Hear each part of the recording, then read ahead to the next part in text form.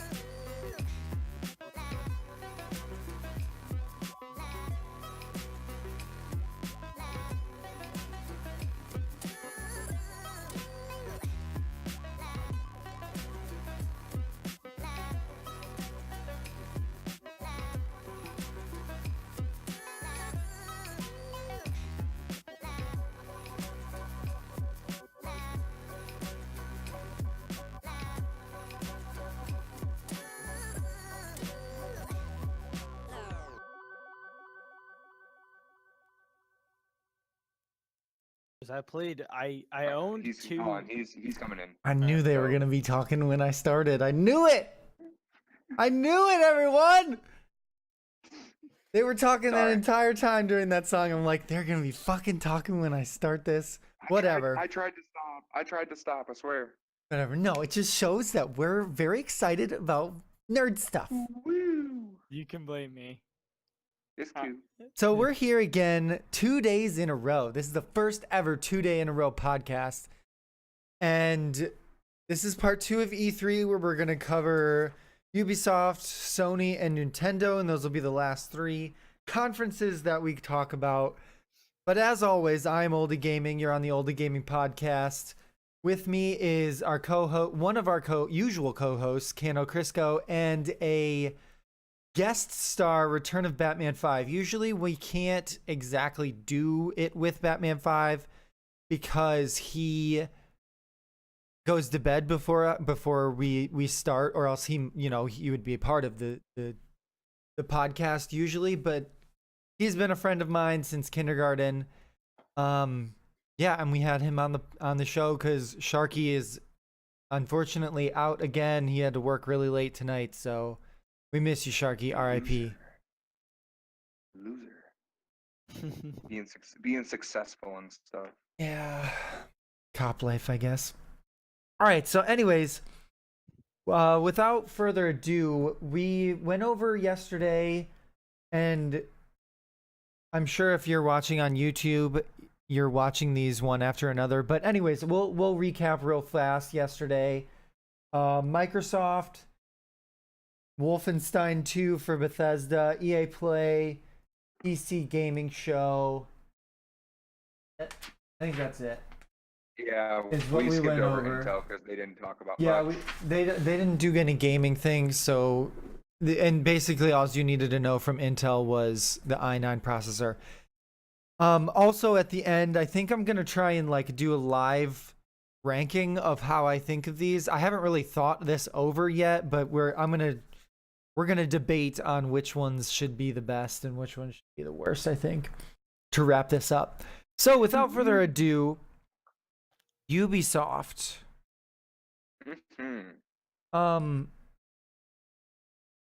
I love Ubisoft because they have such a large array of different games. Like they have really silly games and they have really serious games like Assassin's Creed and stuff like that. And I it's love-hate relationship with them. yeah, and they also have games like Tom Clancy's Rainbow Six Siege where it's just completely broken.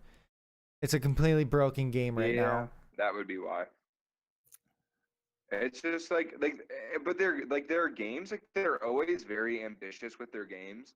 I feel like, granted, they've got a few games now that they're on like their fifth, sixth, seventh installments, depending on the series. Hmm.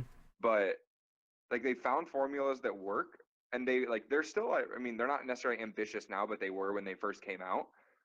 But like they have these cool concepts, and especially with some of their newer games, they don't always pan out the way that they intend to, For sure. which is kind of a bummer. And it's a consistent thing that's how it is.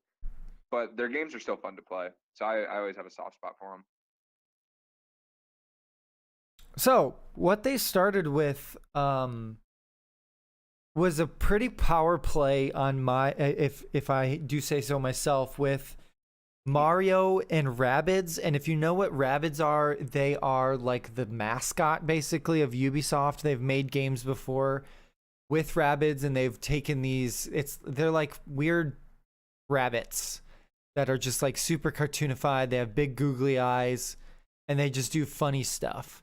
And they've done collaborations before. Like I'm pretty sure Rabbids and like Rayman have done collab games before. And this time, I thought that's where they came from. I thought that's where they came from. is it? It's Was possible. Rayman. I don't think so.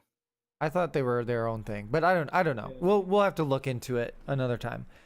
But what they did is they teamed up with Miyamoto-san, who's like who's like the CEO of Nintendo, and they made a Mario game with the Rabbids called Mario plus Rabbids Kingdom Battle. And I thought it was really cool how they showed like the main developer of the game, and he was basically crying.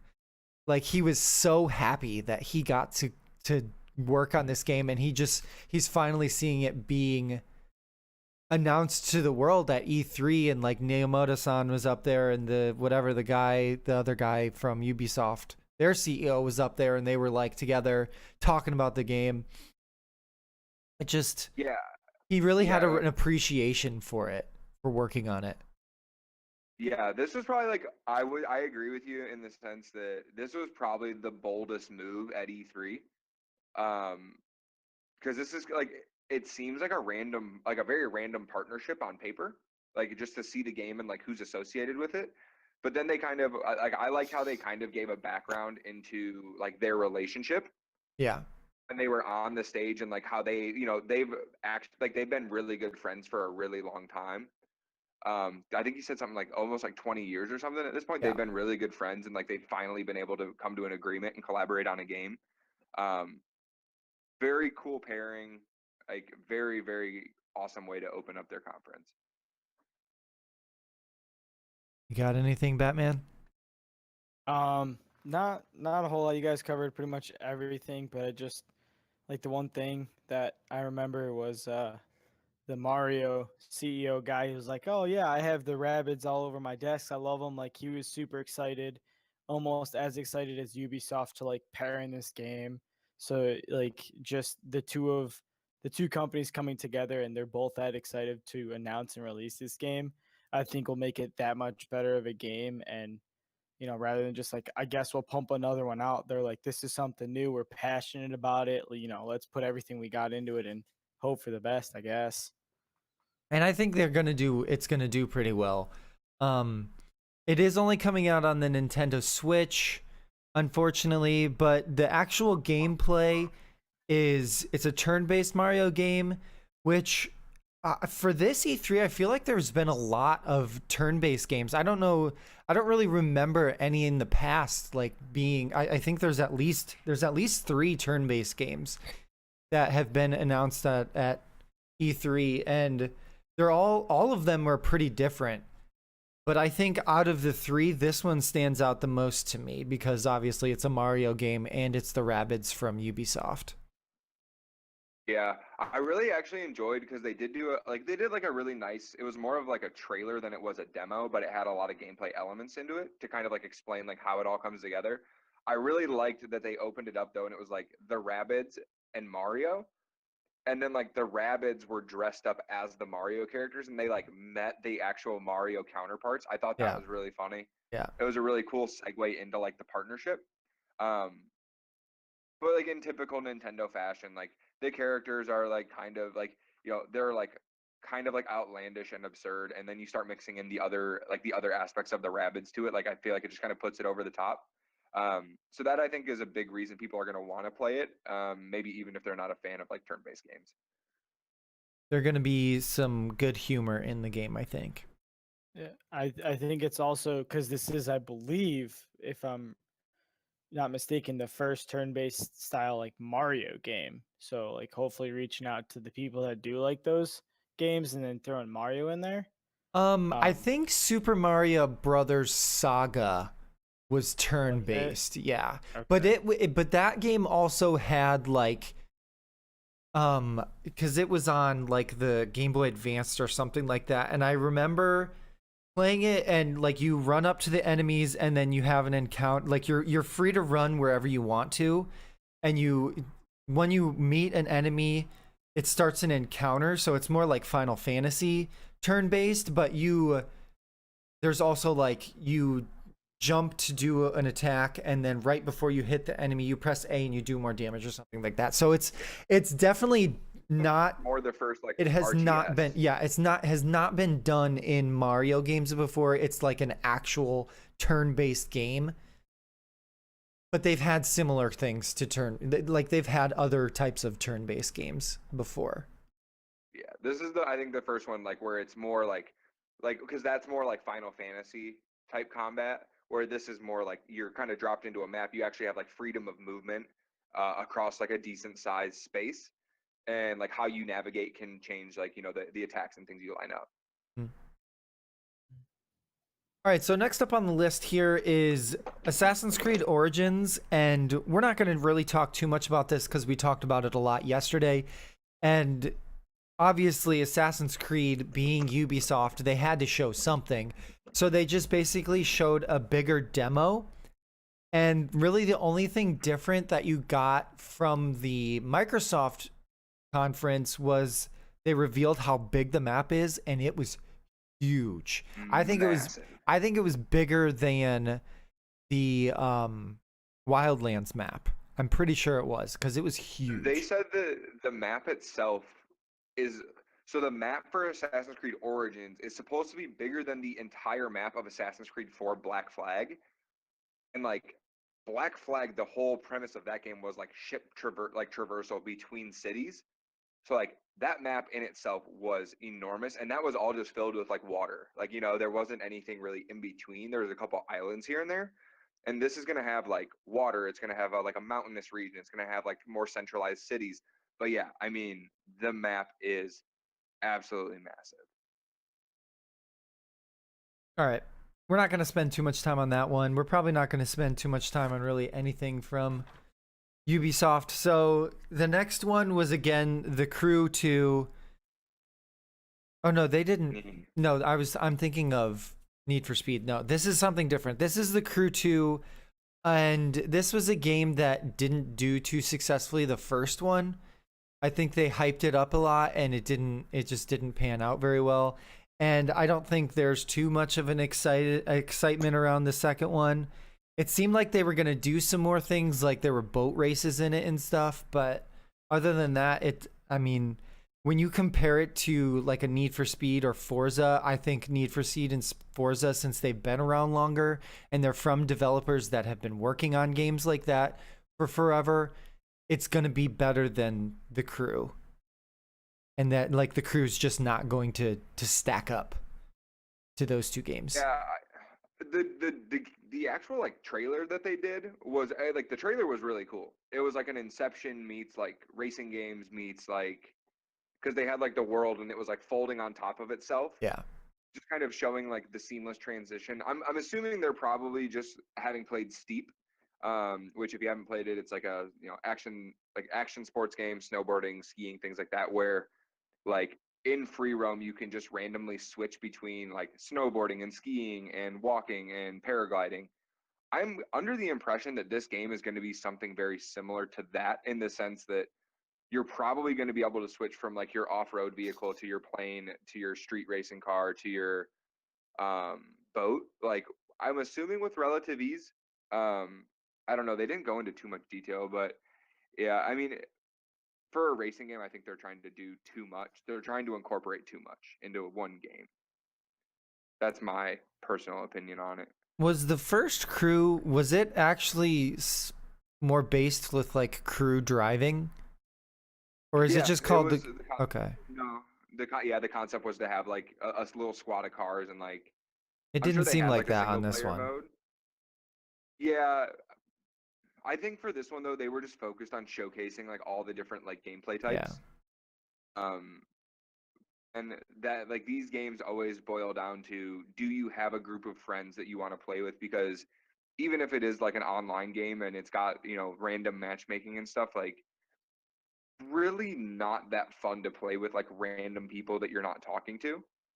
Like, so it's going to hinge on you having a group of friends that enjoy the game, but they have tough competition this year when it comes to racing games. So I say good luck to them. Yeah.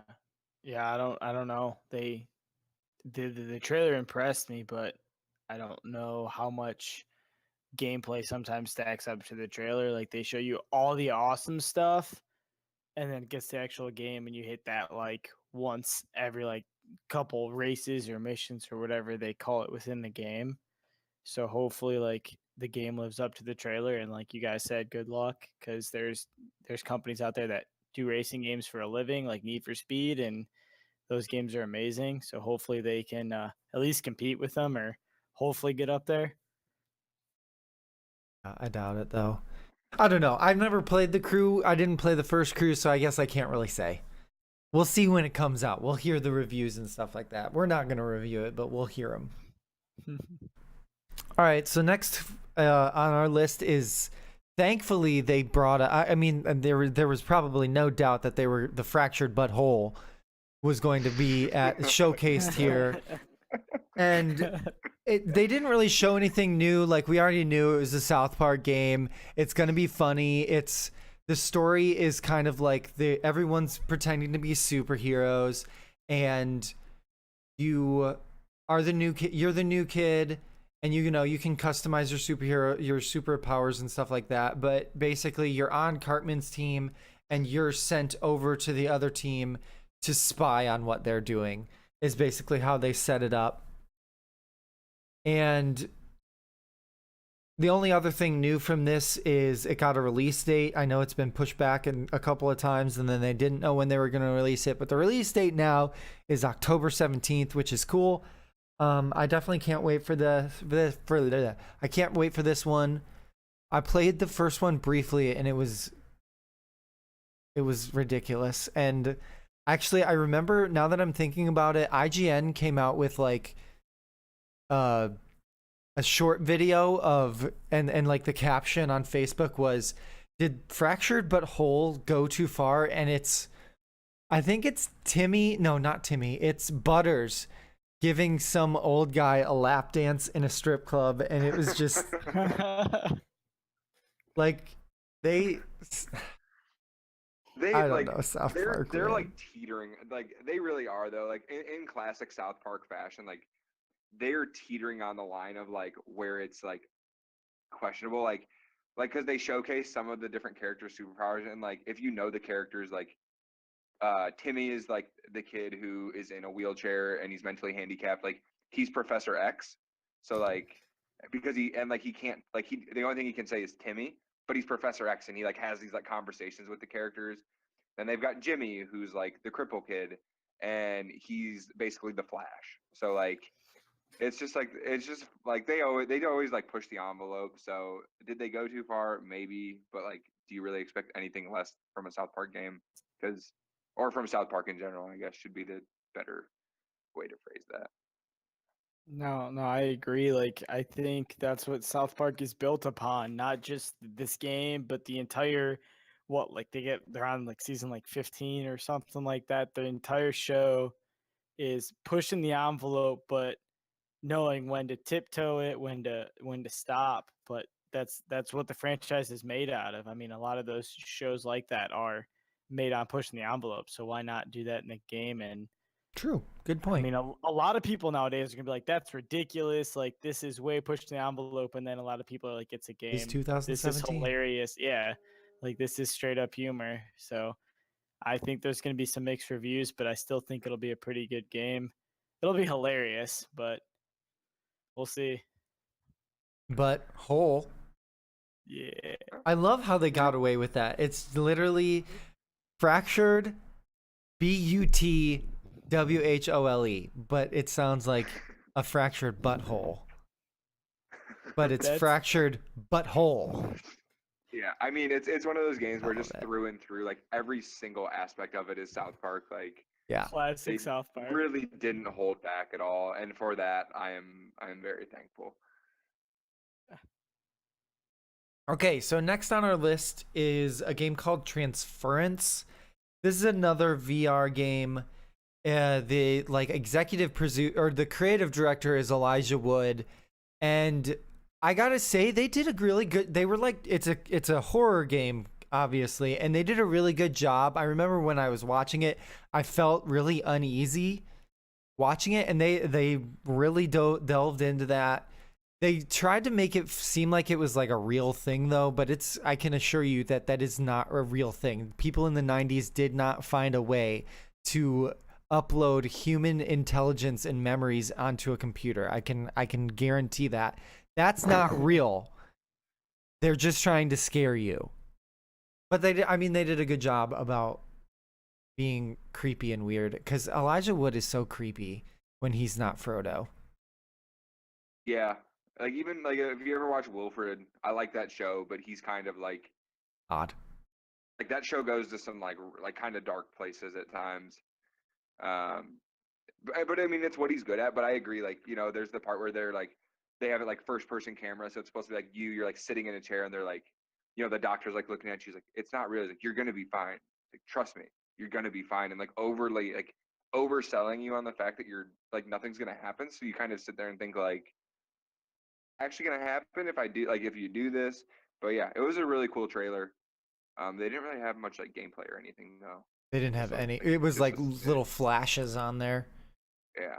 It was like a commercial, like almost like of Elijah Wood and like the team talking to you, and then it flashed to the doctor just saying everything will be fine, you are okay, do not worry, you're fine. But then it'd go back to Elijah Wood like, this is a horror game. When he tells you you're fine, you're not fine.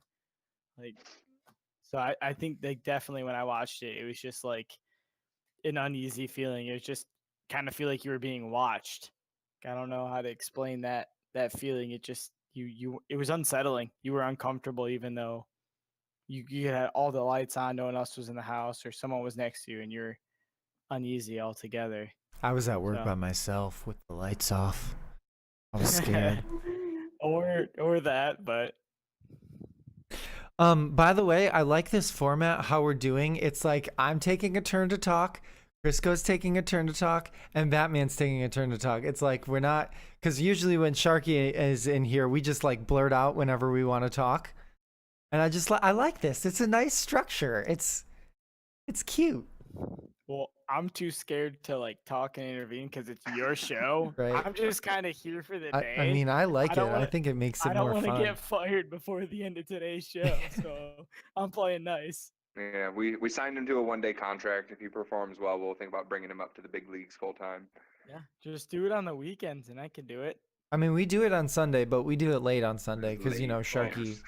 Sharky has to Yeah. work. So kick Sharky off and do it earlier. No, it's fine. Table that. That's gonna go into the file of probably not gonna happen. Okay, our next game up is Skull and Bones. It's basically, in my notes I have underlined, looks lame. It's like a more serious Sea of Thieves. And I think if you're debating on which pirate game you want to go with, you're gonna want to go with Sea of Thieves as long as you have friends, or you can look for new friends. But I think Skull and Bones, people are just gonna take it way too seriously. Also, Yeah. they didn't really show any like land action, so I don't know if there's like not. yeah, There's there it's not. just ship, Which another thing, if you're going to compare this to No Man's Sky, because you basically have to commit, or not No Man's Sky. Where the fuck did I get that from?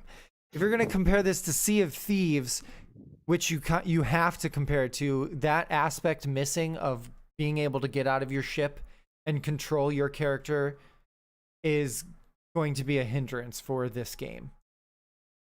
Yeah, so with this one, obviously, like when you watch it, if you played Assassin's Creed 4 Black Flag, like the pirate one, like the naval gameplay is like a souped up, like better version of that game's pirate gameplay. The reason, like I'm interested in the game, and if they tell me enough about it before it's launched, I'll consider buying it. Because I enjoyed that aspect of that Assassin's Creed game. My only issue with it is in the same way that you said there's no land traversal for like loot and stuff. A bit like the coolest thing about the Assassin's Creed game that was a pirate game was when you weakened a ship to a certain point, you could actually board the ship, but you like actually boarded it with your crew and like you fought the other team's crew. And I think this actually kind of would have presented a really cool gameplay opportunity for them where, they have For Honor, which is it's a very intense like hand like not hand to hand combat, but you know what I mean, like Swords. up close. Yeah, like it's up close combat. There's swords, like there's different like types of weapons you can use. This would have been a really cool opportunity, I think, for them to incorporate the naval gameplay. And then when you like knock the final ship down to a point where it can be boarded, then you become the captain and you actually board the ship, and like there can be AI and stuff that you kill, but then you act like your goal is to get to the other ship and actually kill the other team's captain, where you guys like face off in like a For Honor style like hand-to-hand combat or like weaponry combat. Because that was one of the coolest things in Black Flag. So they have that sort of gameplay mechanic. They've done it before. So unless maybe they didn't show it, I don't quite know why they wouldn't bring something like that to this game unless it was like too much for the game to handle or something. Yeah, I agree. It looks like your character is not a person; it's this ship. Just from the way they showed the entire gameplay, I think like there's a cool aspect that like you do have a fleet and that you can like sail another ship in front of it and like take damage.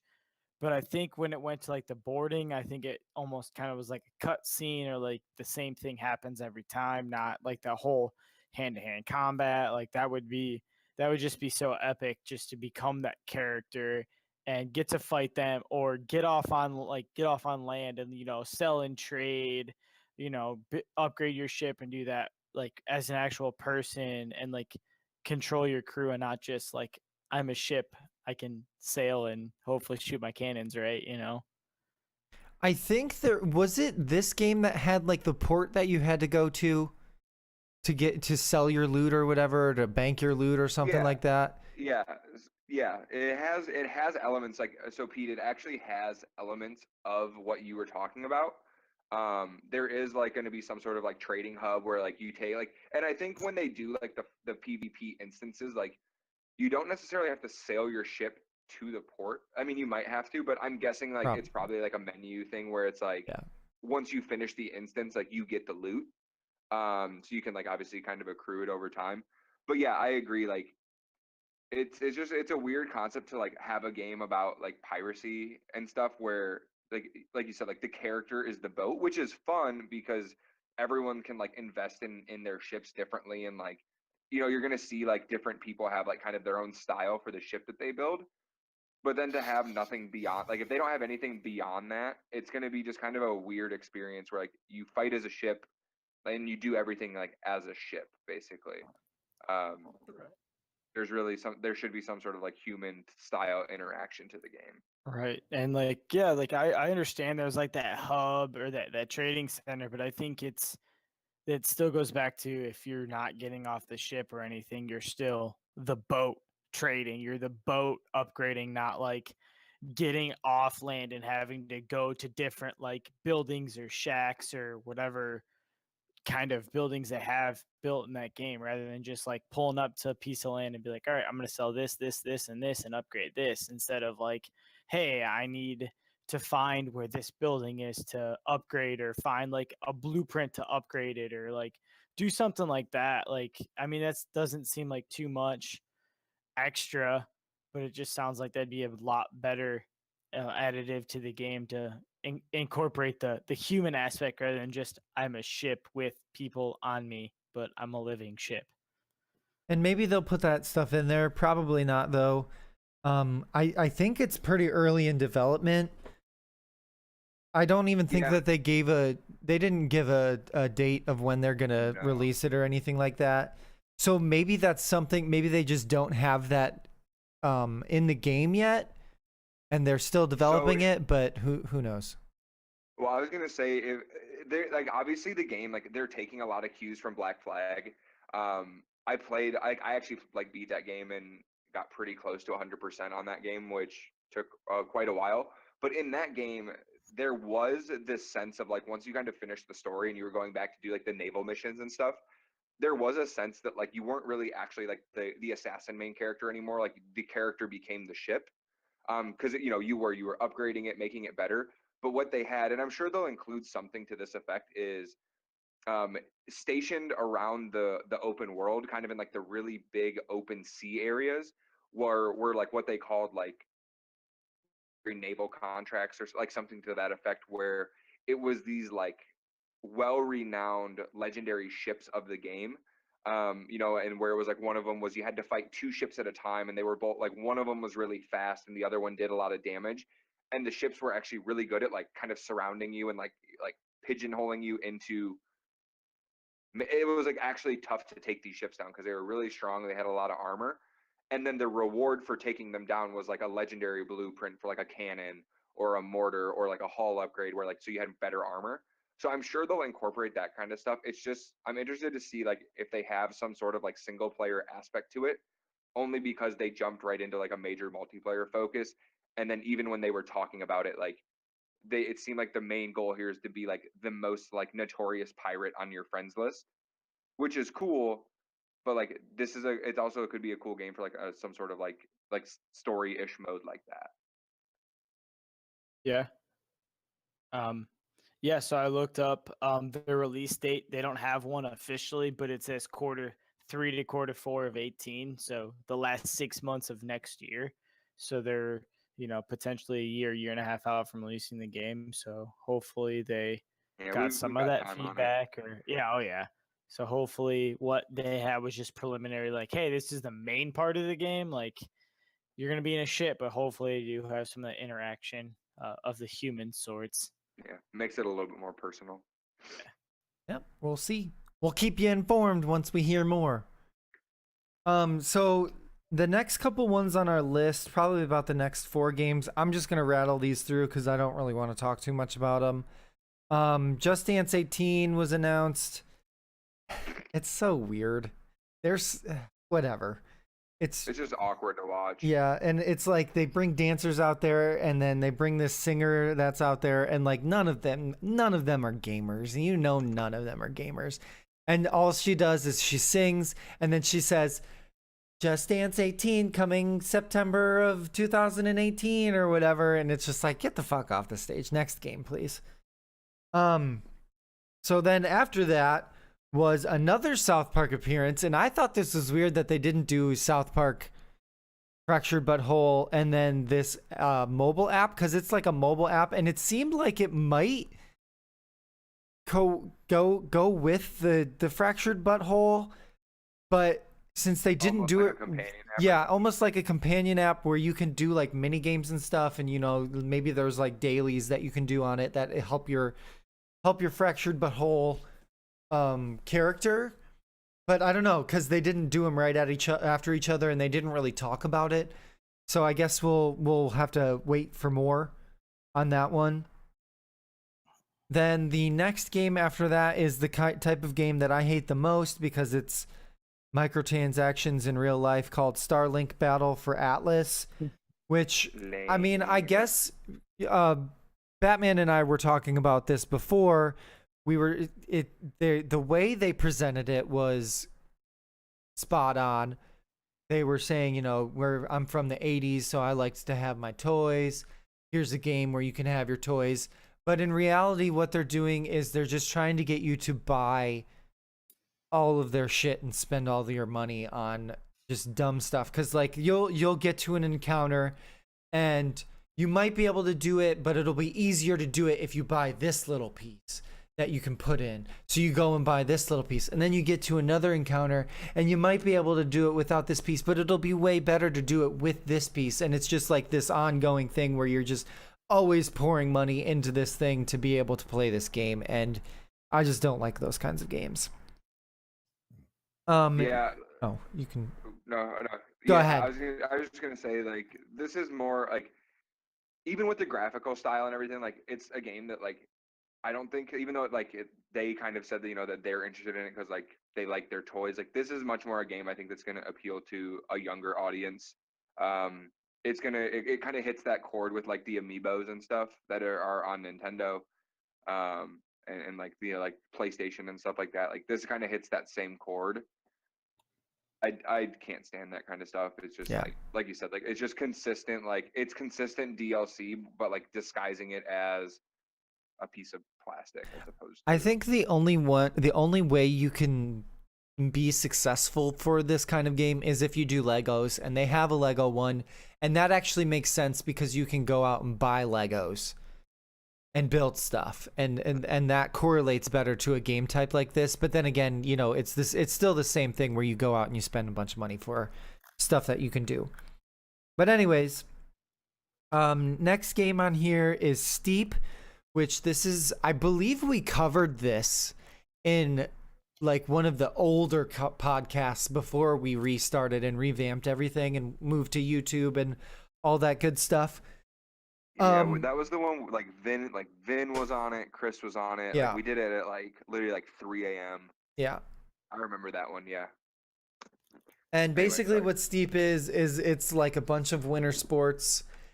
And what they should have done at the beginning is what they're doing now, which is adding Olympic Winter Games to it, which before it was just kind of like a sandbox, go anywhere, do whatever, where this kind of gives it more of like an aesthetic to people that are competitive, that want to like compete at the top level. Because obviously for winter and summer games, the Olympics is, top best of the world, and you want your character to be in there.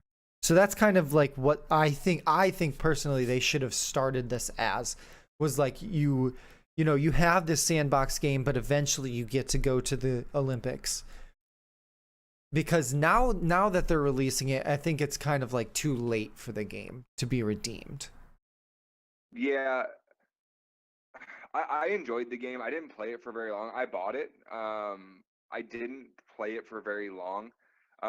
It was a game where they tried to have that sort of like online, like, competitive nature, but again, and like, this is a more of like a recurring thing with like Ubisoft games, is like, in the same way that like the crew is very reliant on you and your friends having the same game. Like, the only way you're really having like a competitive like online experience is if your friends also have the game. Because what you do is like, you do a race, or you do like a trick run, or even like kind of like just go down the mountain in a certain amount of time, and then you could actually go back and like set your route as like a competition amongst friends. Yeah. So I think the Olympics is a cool way to make it more of like a global competition. I agree, they should have had it from the start. I think this is kind of their way, because they also announced that it was coming out on the Switch, at the same time as they announced the Olympics.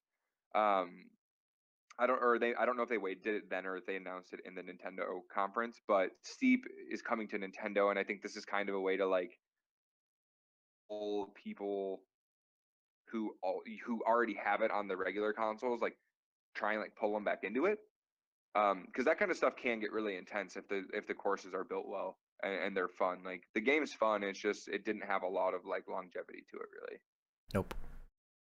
Oh, yeah, definitely adding it. I mean, essentially putting Olympics after everything just gonna mean like competition galore. But like they should have had it from the get go. But it was definitely a good move to hopefully, like you guys said, try and save it and try and pull people back in that have already had it.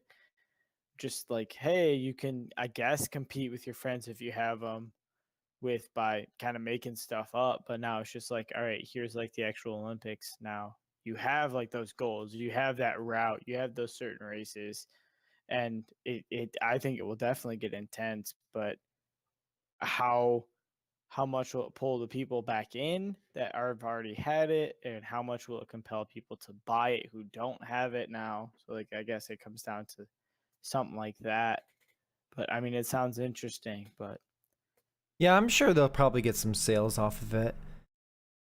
But now we're going to move on to probably the best part of Ubisoft, Far Cry 5 gameplay. If you look at my notes here, you'll see that Far Cry 5 is right there. I don't know if you can see that. Okay, yeah, there's Far Cry 5. I literally drew a thumbs up because I'm super excited about this. Even though Far Cry 5 will only be my second Far Cry game, I've never played 4, 3, 2, 1. The first one I played was my first ever YouTube video, and that was Far Cry Primal Review. And I enjoyed that game. There was some stuff that I didn't really like about it, but it was a nice intro, I guess, into the Far Cry series. And I'm really excited about this one because, as we already know, it's set in Montana. You're fighting against a cult that has taken over the city that you live in. And yeah, they kind of it was like more like a trailer gameplay. It was like a gameplay mixed with like an introduction to who the characters you'll be playing with are. And it was, I don't remember their names again, but there was the plane guy, there was the sniper lady, there was the dog. And it was kind of like, I kind of felt like they copied off of Borderlands, because you know how in Borderlands you go up to a boss and it does that like freeze frame and then drops in their name in the background and they say something funny. It was basically that for all of the characters. Nonetheless, I'm still excited and I'm glad that they're coming out with a new Far Cry 5. Yeah, it's yeah. I've never really played any of the Far Cry games. This is an interesting enough like concept and time period where I might be interested enough to buy it.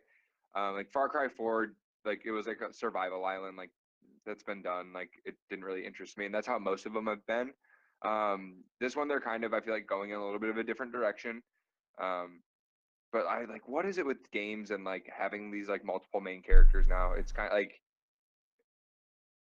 I feel like sometimes it just makes I following think everything a it little bit more actually difficult. makes sense for this game because Sometimes it adds to it. if you but, really yeah. think about it, like realistically, if you're one person that's in a normal town that's trying to fight an entire cult, you're not going to be able to take them down by yourself unless you're like some like special forces guy. So it makes sense that it's like a team of people that you're going to be playing as. Yeah, I think this one it definitely adds to it, and too, like they all kind of have their own gameplay style, which is going to be nice. It's going to give each character, like, you know, they're going to have their own personalities and like, you know, stuff like that. So it'll work well with this game. And it seems like they're setting up, like you said, for like a really cool story.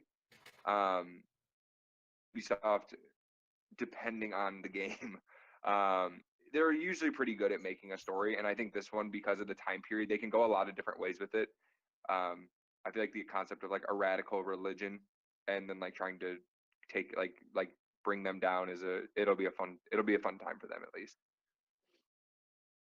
yeah, I mean, I've never played a Far Cry game. I don't know. It's just not something I picked up with this game. Um, I don't know. It seemed really interesting to me. Maybe I'll end up picking it up, but I agree. It's something Far Cry hasn't done. I mean, with those games, you guys got to change up the story and hopefully make a good story to deliver it. And if the story's not good, like, where do you go with that? It doesn't make a great game. You can have all the things under the hood, all the, you know, the extra add-ons and all that stuff to the story, but if the story's not good, the game's not good. But with the path they've taken and just the way they revealed it, it looks like it could be a great game. I just hope it, you know, pulls through and doesn't just kind of fall flat on its face, and I don't know. Hope they can deliver with what they showed because the trailer and everything was amazing. Let's just hope that wasn't all they had to show for that game. Batman the Optimist, everyone. He wants every game that we talk about to do well. Yeah, yeah, I do. They put so much time into them. That's true. I guess that's a good way to think about it. A lot of the times I'm like, I hope this game sucks. No, there's a couple that Yeah. like that Starlink game that I didn't talk about. Yeah, I want that game to fail. Yeah. Oh yeah. It's But- going to. I can assure you, because I'm pretty sure Disney had a game like that, and that one failed pretty Yeah. miserably. That was Disney Infinity. Yeah. Which like, and that's so my thing on that. Like, if you're gonna make that comparison, is like if Disney, one of the most if not the most popular like animated franchise of all time, like if they can't make a game that incorporates like all of their different characters and like allows you to like intermingle their characters, if a game like that can't succeed, which was primarily based around buying things in like online, like do other games like really stand a chance? No. Like in all reality. So, And but I mean, I admire uh, them for trying, because and like coming up with a reason. I like to play with my toys, but that's not going to get you far enough. Sorry. no, Anyways, I think the go ahead. my Go ahead. toys are now electronics. Yeah. I think the game, like the concept is sweet, but like, oh, when you get into a battle, you can, suddenly like add this, and like help. But if that's all required in transactions or microtransactions, I think that just like it's pay to pay to win games. I absolutely hate those. Like it takes no skill. Whoever has the richest parents or whatever, you can just shovel money into the game and win. I think it takes the fun out of it. I agree. But we're not talking about Starlink anymore because it's a stupid game. So let's talk Agreed. about I hope it fails. So let's talk about probably the other really big name that they dropped is a 15-year-old, well, a game that hasn't been made for 15 years, Beyond Good and Evil 2. It looks like a really interesting story. I don't know, they didn't do any gameplay or anything. They just kind of set the setting of what the game is going to be, and I don't know anything about the first Beyond Good and Evil because it probably like 15 years wasn't ago. on Xbox or anything like that, or if it was, I was too obsessed with sports games to care about Beyond Good and Evil 1. So yeah, I don't know. So this game, the trailer in itself is awesome. If you want to watch like a really good like cinematic trailer, that kind of it really like I don't know. I know Braden, you watched it. Batman. I don't know if you watched it. Does a really good job of kind of creating a really like intriguing story just right from the get go with like a quick like 5-minute trailer because there's a lot in it. A little bit of digging on this game. It's still in very early stages of development, so they don't necessarily have much to showcase from like a gameplay demo standpoint.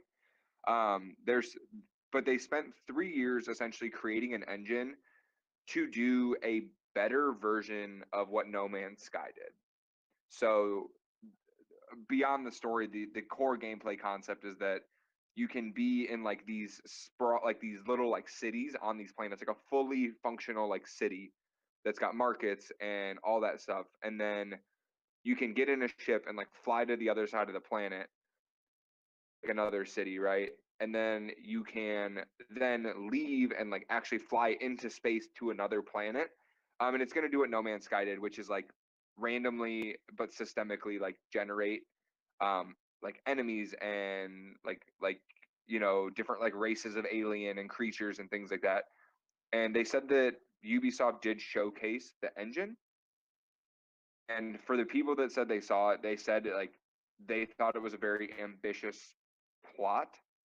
But when they actually saw it like in action, it actually looks. They said it actually looks like it's really going to pay off if they can like figure it out. It's going to be an awesome game. So yeah, that is Ubisoft. Do you have anything to add about Good and Evil, Batman? No, but yeah, I did manage to catch the trailer for that, and that was It was a really good trailer, really interesting. It definitely leads up to what the story will become, but it did lack the gameplay. That was more of like when you create your character, whatever, and start the game. It goes into that cinematic scene, and then you start when you get back to your base after you stole the disc from giving him that Swiss chocolate monkey or pig or whatever you gave him. But it was definitely a very good video. It was very interesting. And I did find out that the guy, so his name is Michael. I think it's Ansel. Ankle was his last name. I can't pronounce it. He made the first one, but he also developed the Rayman games or the Rayman series. So Good and Evil is a game based on like it's kind of like a puzzle game. So you got like puzzles and tasks to overcome. So it's not kind of like a straightforward um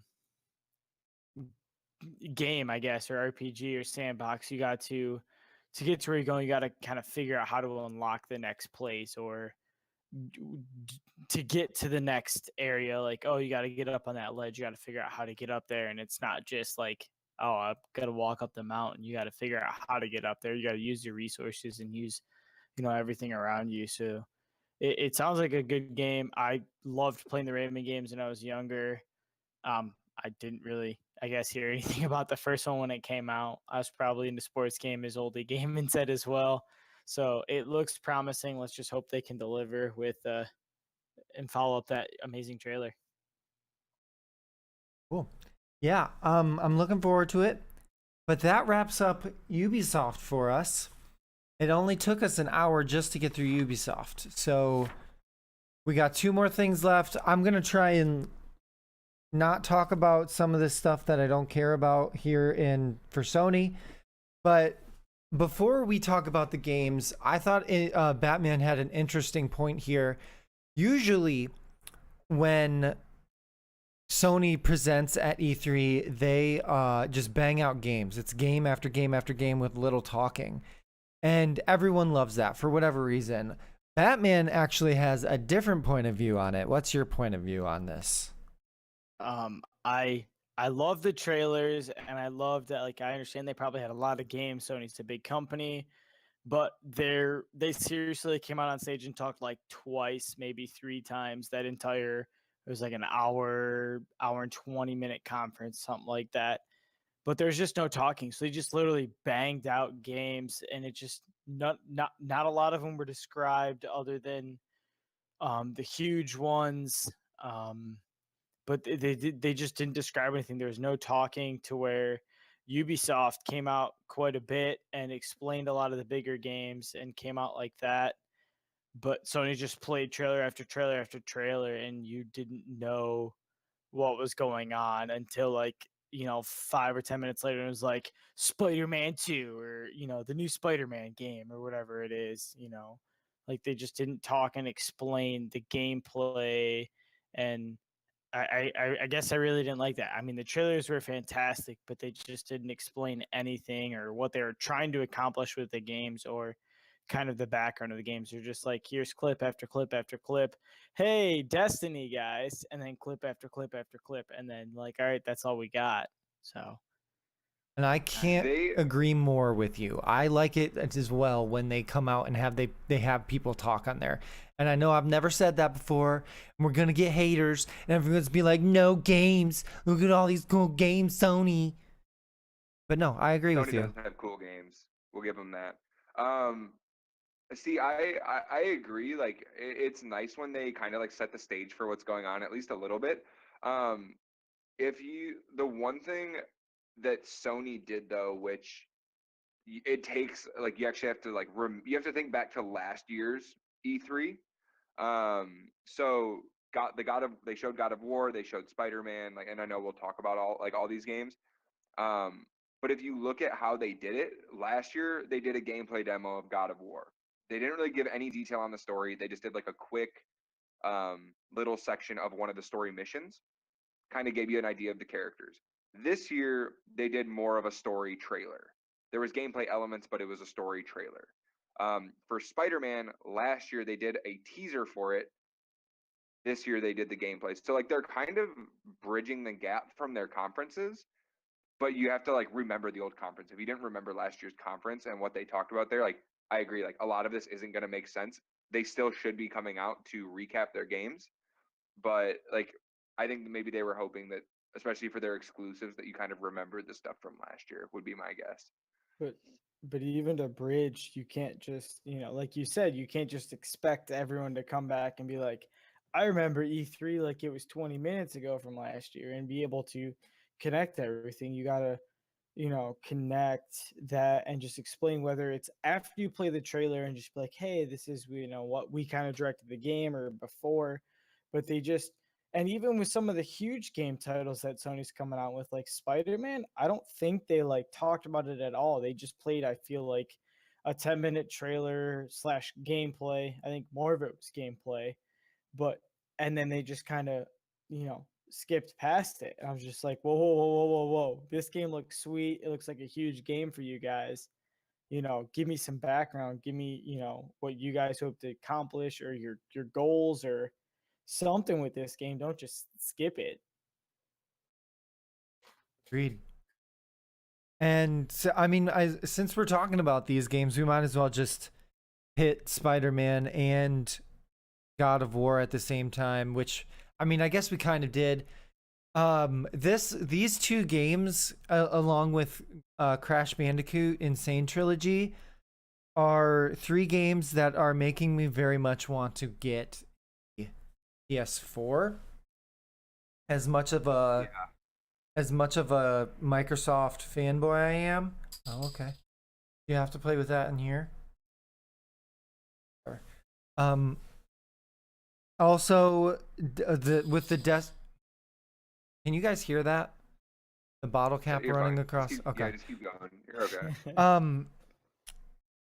Also with like Destiny 2 stuff, it also makes me want to hit the PS4, get the PS4. And I think that that's one very strong argument that Sony has, is their exclusives as to why they're the best. But They've been running the exclusive game for a long time. With like their exclusives are, I feel like almost always ahead of the curve. And they're always like, they're more like bold and like standoutish. But yeah, I'm in the same boat as you. Is like, I'm almost willing to spend like $250 on a console to literally play like 2 or 3 games.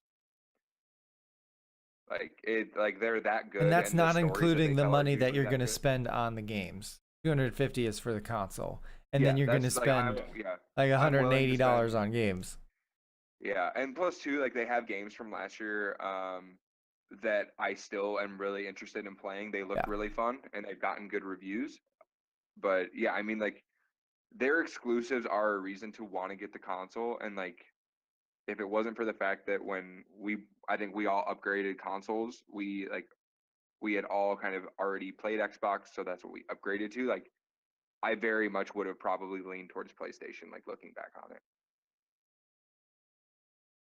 All right, so let's talk about some of these games. I'm just gonna go right over them because I don't want to spend too much time on a lot of these. They did, as we said before, come out with a lot. The first one, actually, I don't think these are in order because I had a hard time paying attention to the Sony one. I was busy at work when it first came out, and I was kind of tuning in, but not very well. And then again today, I tried to rewatch it at work, but I was busy, and when you're at work, you can't always do the things that you want to do. So You have to adult and stuff. yeah, you have to be responsible and all those kinds of things. So the first one we're going to talk about is Gran Turismo Sport, and really the only thing I think we have to say is it's another game that they do a lot of them. They know what they're doing. They're marketing it well with the trailer or whatever that they had. I think it was a trailer. And it's going to put the crew fourth on the list now of games that are probably of racing games that are coming out. Yeah. And the way that list would literally boil out to is Gran Turismo is Sony exclusive, Forza is Microsoft exclusive. So if you're going for your realistic racers, those are the games that those people are getting. If you're going for an arcade racer, you're getting Need for Speed. And if you don't want either of those three because you, for whatever reason, don't like them, then you're getting the crew. Like, And that's very yeah, few people. I mean, Or, they've you know, got maybe this, they want multiple racing games. Maybe they like the crew, they like Need for Speed, and they're an Xbox person, so they get Forza, so maybe they get all three of them. But I'm sure those people are few and far between. So our next game is going to be Crash Bandicoot. They went over that a little bit. Did they give it a release date, or is it's had a release date, I think, already? One of the two. It's coming out at some point this year, and they're getting really close to it. I don't know if at the actual conference is the girl that you can play every once in a while. They did a gameplay of her. I don't know if that was at the actual conference or after IGN released some gameplay of her, but I know that was something that was new that we hadn't seen before that was released around E3. I don't know if it was at the at the conference or, you know, after or whatever. Next on the list is Knack 2. What the heck was this one? I don't remember what this one was. it's one of their exclusives. It's like a platformer. Oh, yeah, with about, the rock people. That's what I mean by that. Okay. yeah. It's a co-op platformer where you play as rocks. You're like rocks or something like that, right? Hold on, let me refresh my I think it's more memory here. I think it's more mechanical. They're like machines that can kind of like, but they like it's like artistically done. So it's not just like Yeah.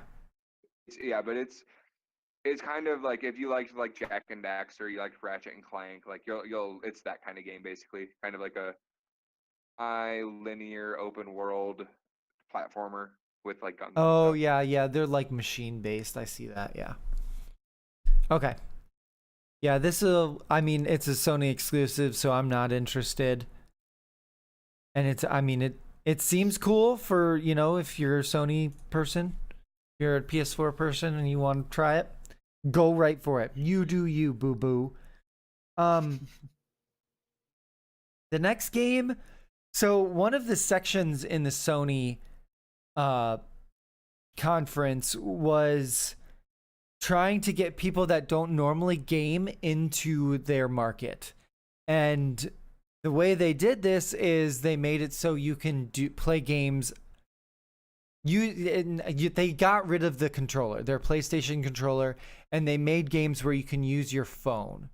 Because for, you know, normal people that aren't into games, maybe that would make it less nerdy or something. I don't know what taking the controller out of it does, but it's Hidden Agenda is basically like a detective game where it was kind of like Clue. It was kind of like a video game version of Clue almost, where you use your phone as the controller. And then the next game also was a co-op game. So I think they're keeping a similarity between these two games where you know, if your friends come over, you're going to sit there and play with them. So maybe it's more of like people that have a PS4 that hang out with their friends, you know, they come over to their house and then, you know, they have something to play, and maybe those people will be like, oh, okay, you know, maybe I'll go buy this PS4 and we can play this some more or whatever. But That's You is another co-op game with a phone, and you just kind of like take pictures of your friends and stuff, and then it'll be like whoever draws the best picture or draws the best, you know, thing on this picture is a winner or whatever. So it kind of had like an apples to apples thing going where everyone not one person, but everyone was the judge, and, you know, a majority would pick this picture was, you know, I gave my friend a mustache and everyone picked that one to be the best one, so that person got the point or whatever. Yeah, Yeah. it's kind of cool. They're kind of doing, I would say, like a more like adult like themed Mario Party kind of almost like, but for Sony obviously. It's like a kind of would be like kind of a comparison where like everyone's like playing together, but like you're not necessarily like so zoned in on the game. Like you're, you know, you can kind of like socialize, and like it's fun to play the games. Like you can get competitive at times. To me, this seems almost it's more of like a casual party. Like these are more like casual party style games Yeah. that are gonna more hopefully appeal to like older people, as opposed to like the younger crowd. It just maybe gives you something to do, like before you go out for the night or whatever the case may be. All right, so we're not going to talk much more about that. So the next on the list here is Matterfall, and I'm trying to pull up a video of what it was to remind myself. It's a side scroll. Oh yeah, this one where it's kind of like a Michael Bay type movie where it's a side scroller and everything like that, but there's just explosions everywhere. You're constantly like this guy is constantly shooting stuff and it's all exploding and all that kind of thing. And I don't know, it doesn't really seem all that too difficult if I'm going to be quite honest. You're just maybe it's this level or anything, but like I don't see any enemies or anything like that. He's just okay, there's some enemies. So there are enemies. But like ever since Ori and the Blind Forest came out, there's all these people that are trying to do like cool side scrollers, and other than Ori and the Blind Forest, the only other good one is like Inside and those things. Like these ones aren't, I'm not too interested in this. You're just shooting stuff and it doesn't seem all that fun. So we're going to move along to the next thing, which is called Everybody's Golf Hot Shots 2. And it's basically PlayStation's Wii Golf and like My Sports and stuff, whatever those things are. It's their version of that. Nothing too fancy. If you're into those games, it'll be there. Hot Shot Golf was like a Sony exclusive for a while. It's like an arcade golf game basically. And they also made a VR version, Super Hot VR. Yeah. Yeah. No, I don't have anything to say. Next here, we already kind of talked about God of War. We don't really need to talk more about it. What is Days Gone? I need to look up that one. That's the zombie one. Yeah. That game looks epic. Oh, I did not watch epic. this. The only thing I saw was when he was fighting other people.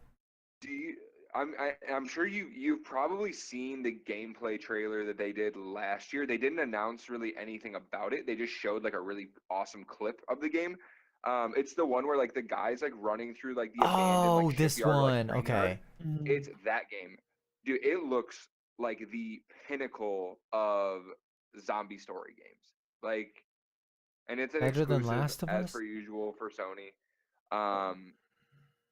It's a zombie survival game, but the difference between this game and like something like The Last of Us is like this game focuses on more of like the horde aspect of zombies, where like it's never just like 5 or 10 of them, it's like hundreds of them, and it's to the point where all you can do is like run away and contain them, and then keep running. Like it looks so cool. This is like probably one of the most ambitious zombie games I've ever seen. Yeah, it looks pretty sweet. Yeah, definitely looks good. Or instead of running, like I saw in the trailer, they showed the main character, I forgot what his name was, but he just literally like hid behind a bunch of stuff, and zombies ran the other way and just killed like an entire city, and he's just like, well, they didn't see me, so yeah. Yeah. The one thing I remember from last year's demo on it too, though, is the physics, like the actual like gameplay physics of this game are really, really cool, and the zombies are relentless. I remember because he's being chased in the old demo by like literally like 100 like literally 100 zombies. And so he's got an assault rifle and he's like turning around and he's killing zombies. And as he's killing Hang them, on one second. they're literally like, Hang on. like, yeah. We got a new follower. Nice. Who are they? I can't see. Ryder, I'm guessing that's going to stand for YouTube 23. Ryder YT 23. What's up, man? Welcome to Team Avatar. Thank you for the follow. I really appreciate it. Hope you're enjoying yourself on our E3 podcast.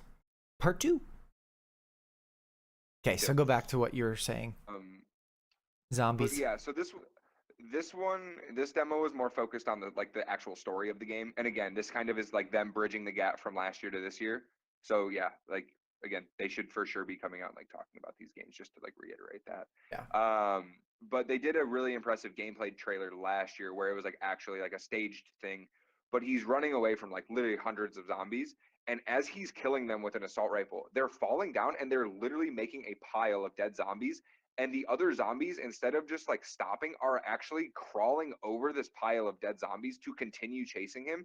And he makes literally like a massive mound of dead zombies, and they're still trying to come after him. So like the AI in this game, it's gonna be a really exciting game, I think, and it should. I mean, if it as long as it tells a good story, like this could be one of the best zombie games that's come out in a really long time.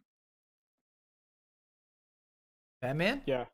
Yeah, I mean, I agree with that. It'll come down to the story, but I agree. This is shown more of a zombie kind of like, oh, what was that movie, like DayZ or War Z, where Oh, like it World War wasn't. Z. Yeah, that there we go. I think it was with Brad Pitt, where there wasn't, one or two zombies rolling around or 10. That like there was a city, a wall, a country of zombies chasing you, and they don't stop. Like in that movie, they like formed a wall and tried to climb a wall. Like no matter, they did what it takes to find you and They essentially kill hungry you. is what he's trying to say. Is they hungry? Yeah, They want them brain. bitches be hungry, but like the game just looks insane. Like I think it's gonna be kind of like an Outlast game, but not necessarily as like scary, but definitely like a heart pumper. Like if I played the game, I'm gonna be screaming at my computer, telling my character to run faster and don't die. So it looks like a very intense game. All right.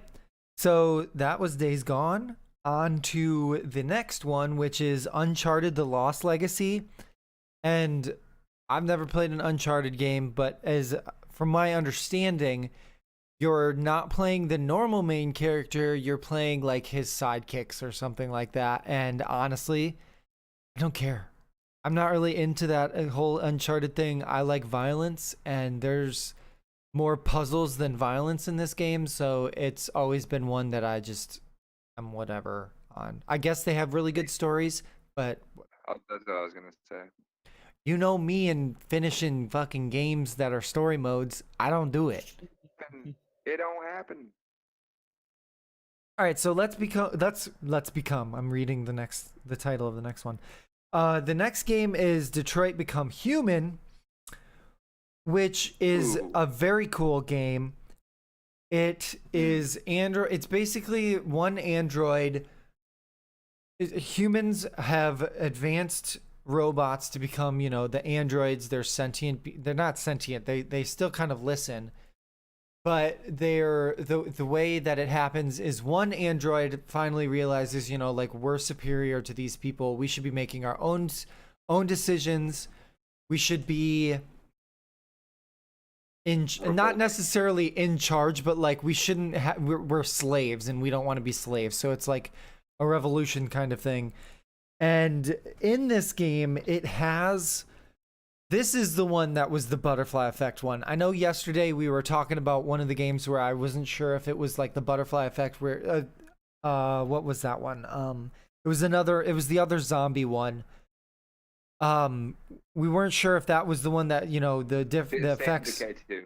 Yeah, State of Decay 2. That is not the one that has like the butterfly effect where your ending can be different just from one small decision, and like the ending is probably going to be different for this game every single time you play. This game looks so cool.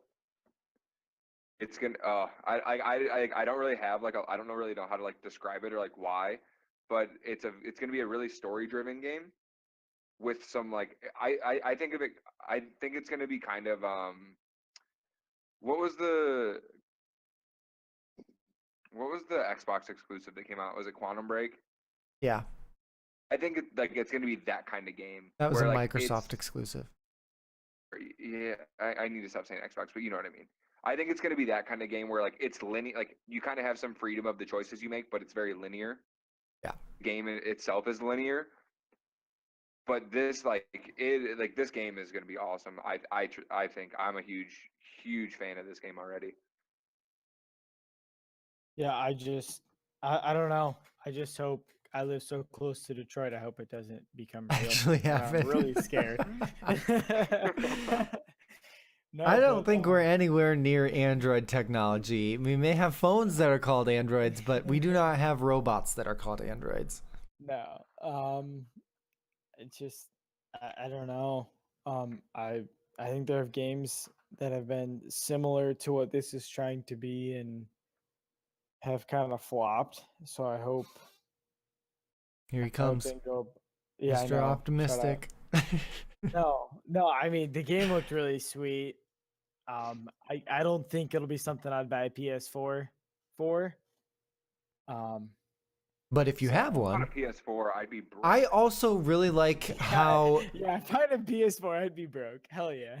I also I'm really already gonna be like broke, how but the main character is that I can't remember his name, but he's the one that like at any award show for the African American community, he is always like calling white people out on their bullshit. And I love how he's the main character. It was a good cast.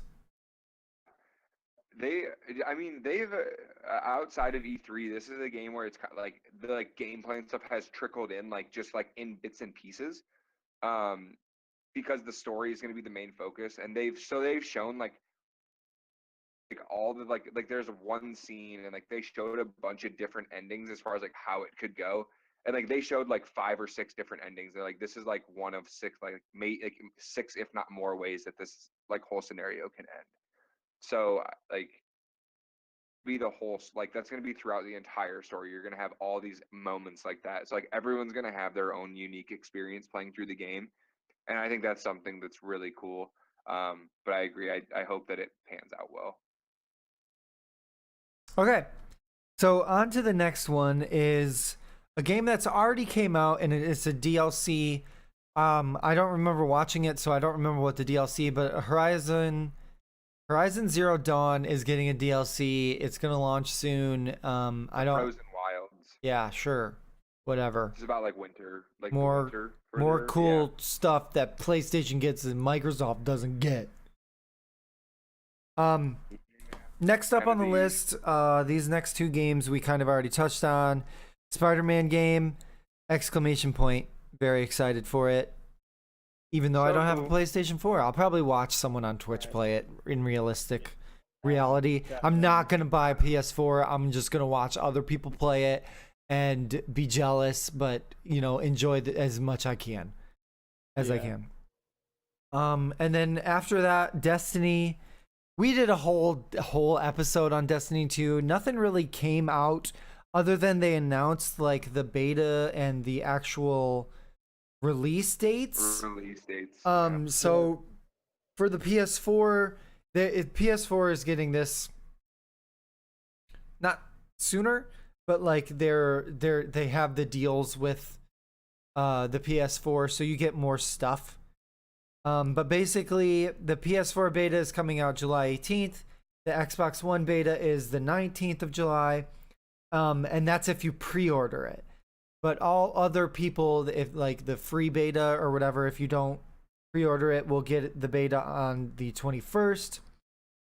When was the I think it's release just gonna date for run a those week. 2? Beginning of September, like September 4th or 6th or something. Okay. And then the PC, oh yeah, okay, I have it here. The PC's beta will be late August. And then the launch dates here for consoles is going to be September 6th.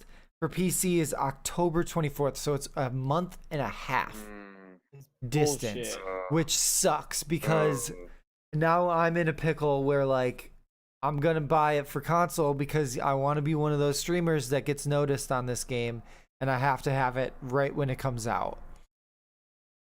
But then I'm also gonna buy it on PC because I want it to be pretty. mm. Yeah. Like I So mean, they're fucking me out of my money. I'm pissed. Oh yeah, and like I agree. Like some people are gonna, stay away from Twitch and all that stuff to avoid spoilers. That's a long time to avoid I spoilers, know. though. I don't think they're going to. I want to, but I'm not going to. I have an Xbox 360. I use it for Netflix with Jen. That's about it. His Like I wife. play everything on my wife. Gosh, that still sounds so weird. Anyways, I don't play anything on it. I don't. I have to upgrade and buy a new one. Like I don't want to. Like I bought a PC because I love PC gaming. I don't want to kind of go back and like it's stupid. I have to wait a whole 7 weeks, 8 weeks to potentially play it. And I know I'm gonna watch it as soon as it gets released. And that's just gonna make me more and more envious of waiting 7 weeks. And for the people who do, like you or some other streamers that I watch that want to play it the minute it comes out, they're gonna have to buy it for Xbox or PS4, grind it out for 7 months, and then start Weeks. over because yeah, 7 weeks. I'm sorry, and then have to start over because they only want to play it on PC and they're also a PC gamer, but they want to get it as soon as it comes out. And it's like, they how gotta can grind I? the game? How can Gotta I grind the even? game twice? How can I even? I can't stream that second time through, either, because people aren't gonna want to sit there. Whatever. We'll get there when we get there. I don't want to burden you with my troubles. That was the Sony conference. Third world problem or first world problem. What?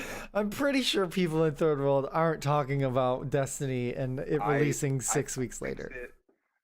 Okay, so that was the Sony one. On to the last and final one, and I'm surprised that Nintendo was only a half an hour. But then when I'm looking at the list of games compared to everyone else, they did not do much. They did more than Bethesda, that's for sure. And Dude, Bethesda, I still can't. Did you see? yes, I saw that and I cracked up. I watched it like 4 times and I was just laughing so hard the entire time. I'll put a link in the description of this video so you can see it. So Nintendo. Nintendo is just so Japanese style. And I understand they're from Japan, but Sony's from Japan too, and they understand the American culture and they understand how to market to the American culture. Nintendo, not really. Nintendo, and I guess, it's one thing that you're like, oh my gosh, I can't stand how they're doing this, but you have to admire it because they're like, we don't give a fuck about you. We're going to stick to what we do and what we like. And yeah, that's Nintendo for you. So okay. Yeah, I mean, I agree. You got to give them props for like sticking to their roots. Because the one thing they haven't done, going back to their roots. Oh, we didn't talk about Sony also showed some new Call of Duty stuff. Looks really good. Pick it up. It's probably gonna be, it's gonna bring the Call of Duty people back to your roots. Sharky and the Funky Bunch. Oh, yeah. I'm hey really guys, Call warm. of Duty's going back to World War II. Everyone get real excited. Yeah. That's it. Yeah, I'm back to Nintendo. Back to Nintendo. Yeah, I mean, this is one of those things where they market to like a really, really at this point, I think particular audience. Evos. And if you're not like, but if you're not like an obsessive Nintendo fan, like, at this point, I feel like I'm so far removed from Nintendo, like, there is not a whole lot they can do that would like convince me to go back and like buy a new buy their consoles. Only for the reason that I haven't played really a Nintendo, like a good Nintendo game in so long. I just have no motivation to go do it. I know Zelda was a great game, but like they market to a very particular audience and it's like their long-standing fans. But I think they know that like the majority of their fans are in Japan. So they don't want to market outside of that too far. Or kids, and kids love Japanese people. Yeah. Yeah. All right, so on to the first game here. I don't want to spend. We're getting up there again. It's an hour and a half into this second podcast. We're at the end of it. It's okay. So I mean, we're still gonna chug through a couple of these games like Xenoblade Chronicles 2. I described it in my notes as being extra anime. Like it's not just extra, it's extra anime kind of game. Yeah. The style of this trailer was just so awkward because it's just like a bunch of one-liners from the game that have no context of what's going on. It's like, I have this power, but I'm not going to use it, and I'm not going to let you use it. And then it's on to a completely different character that's like saying something like, I will defeat you in battle or something stupid like that. And it's just like, it's so extra anime. It was pretty funny. It was I was entertained when I was watching it, but it's just like, I'm not going to buy this game. So on to the next game, a crowd favorite, Kirby. I don't know what the actual game is called. I just called it Kirby Side Scroller. In my thing, it's a as I just said, a side scroller. You can play with up to 4 different. Yeah, you can play with up to 4 different friends. 4 different Kirbys for a sweet Kirby side scroller co-op thing. Ooh, what? Said woo. Oh yeah, woohoo. Not gonna be playing anytime soon. The It's next called thing. Kirby Switch, if you're wondering. Oh, Or it might just be called Kirby. cool. I think it's just called Kirby. Super generic. Anyway, continue. Yeah. Anyways, moving on to the next game, which actually seemed pretty sweet, especially if you like Pokemon Stadium from the original Nintendo 64, not the Ooh, original I Nintendo, like but the this Nintendo 64. There's like a Pokemon real-time battle, so it's almost like a fighting game as Pokemon. So that actually sounds pretty cool, and I wish this wasn't coming to just Nintendo Switch because this would be one game that I would buy in a heartbeat if it was on, PC or Xbox or anything like that. So this game, just fun tidbit, this game is an arcade game in Japan. This is like in like a legitimate like joystick and like buttons game in Japan that like they have like a physical like machine for this game. Super. This is a super popular game in the Eastern like market, and they're just now bringing it over here. But this game has been out for a long time. It looks really fun. It looks really, really intense, and like the Pokemon moves and stuff. Like the one thing they excel at is doing like really, really good Pokemon games, and this one is no exception. Yeah, I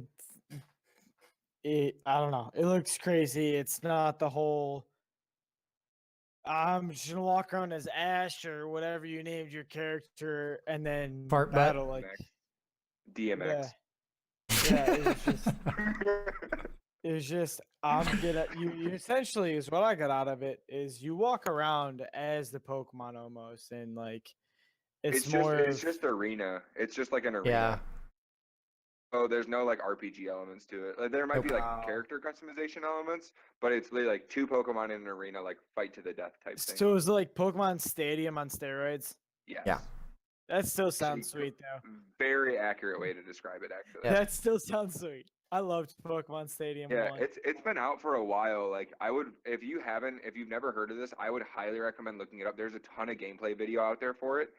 It graphically looks amazing, and the gameplay just looks really fast paced, really intense. Like looks like an awesome game all around. Kudos Nintendo. What's up? All right, on to the next one, which was Metroid Prime 4.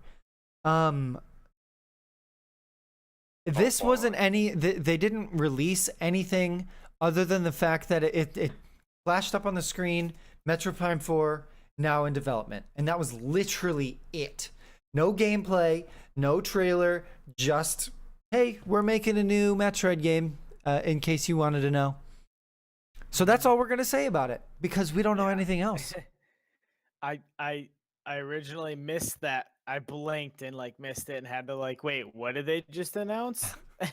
They're clapping That for was it. what? That trailer was really short. Yeah, It was not a trailer. Yeah. It was And some text it's on some only screen. for the Switch, I believe. Yep. I think all of these games are going to be just for the Switch, other than them announcing that Skyrim was coming to the Switch. Yes. Switch getting games years later. Awesome. Woo. They Yeah, do they're have some like beating Skyrim to the ground. yeah, they just need to come out with a new Elder Scrolls game. That's not Morrowind. Yeah. That's not the online one. I agree. Are you out of ideas? But I Yeah. think I think the Switch, Console VR, let's do it. the Skyrim, there are people. I'm sure there are people that only own a Nintendo that have been waiting for. Actually, there probably aren't people that have been. If you haven't played Skyrim yet, you're lost in the Stone Ages, man. But Loser. for those people that only own a Nintendo Switch that are finally getting their hands on this game, the Skyrim game, have fun, enjoy it, and don't all of you dress as Link, I because was gonna say, those that's the people only do cool get thing that they did. yeah, that's they marketed this well to the 14 people who haven't played Skyrim that only own a Nintendo Switch. The next game on our list is a new Yoshi that looks really cool. Again, Oh, since we don't have this, I mean, we can get excited about it and be like, it looks cool, and we can say it looks cool, but we're not gonna play it because none of us own the Nintendo Switch. for But- me, this is just super nostalgia factor. I 'Cause never I played a think back to Yoshi the, game actually. Remember they had Yoshi on N64? I didn't- Really, I really didn't- long time ago. I didn't play it. I played Pokemon, and that's Oh. about it. That game Pokemon was and Smash so cool. Bros. It was like it was a really cool and like kind of creepy like Yoshi story, and like as you ran around, they showed it in that trailer too. But like you could like help like free other Yoshis, but you could actually like play as the other colored Yoshi, so you didn't have to be the green one all the time. But Who like wants to be green? lame. But yeah, like for me, super nostalgia factor. I don't know. I think it's gonna be cool. I like Yoshi. I think he's a fun character. He's got a good personality. On to the next one. I know you might want to say something about this Batman, but we're gonna move along because it's I don't have anything to Yeah. say. Sorry. our Sorry to next disappoint. our next game is Fire Emblem Warriors, and literally my notes just say Marth with an exclamation point, because that's the only character that I knew. Again, it was a very anime type character. It starts off with this it's like a king, queen, and the prince and the princess, and they're having to escape the castle, but their mother is just like, all you see is her head, and she's being crushed by a bunch of rocks, and they're like, Mom, no! And they're running out, and then Marth comes in, and he's just like, I'm Marth, prince of whatever kingdom. I'm gonna help save your kingdom or whatever. And yeah, that's It was- from the Air Kingdom, coming to save the Fire Kingdom. Yeah, because they're it- being attacked by the Earth Kingdom. it wasn't as extra anime as Xenoblade Chronicles 2, but it was definitely a little bit extra anime.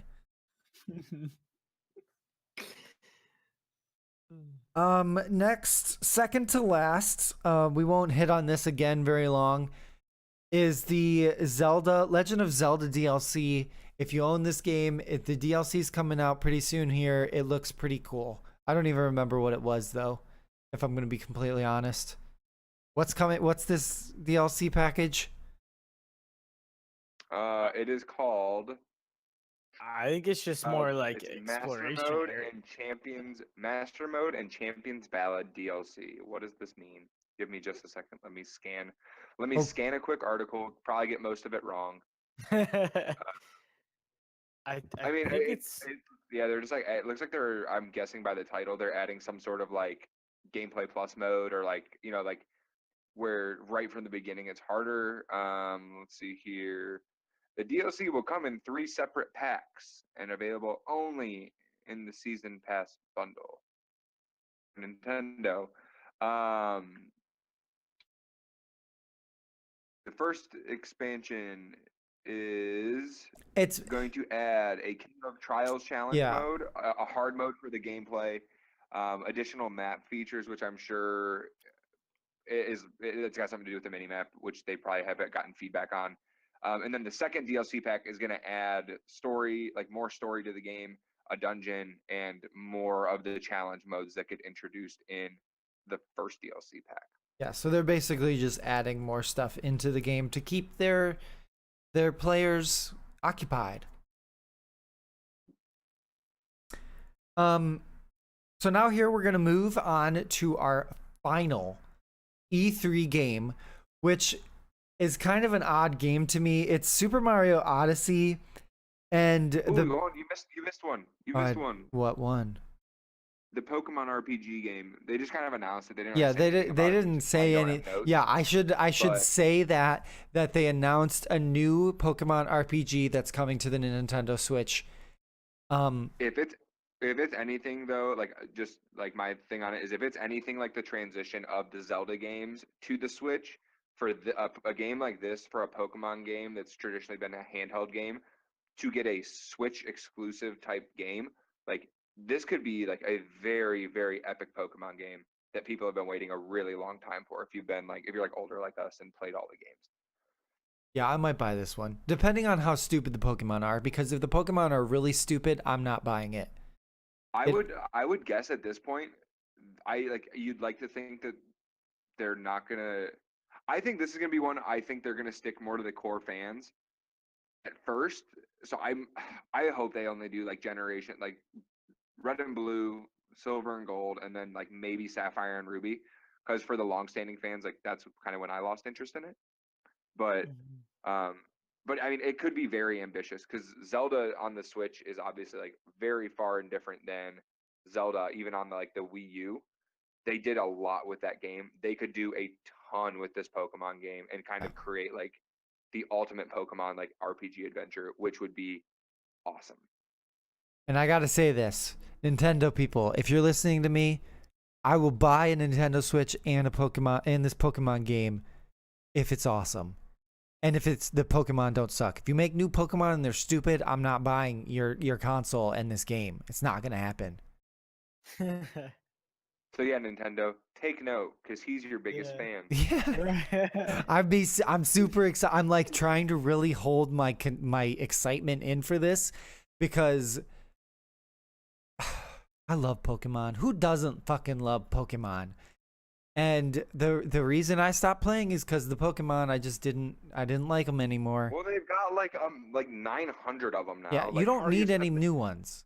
They've got like Sandcastlemon, which is literally like a sand. It's a That freaking sounds like sandcastle. Digimon. That's not the actual name of it, but I like know.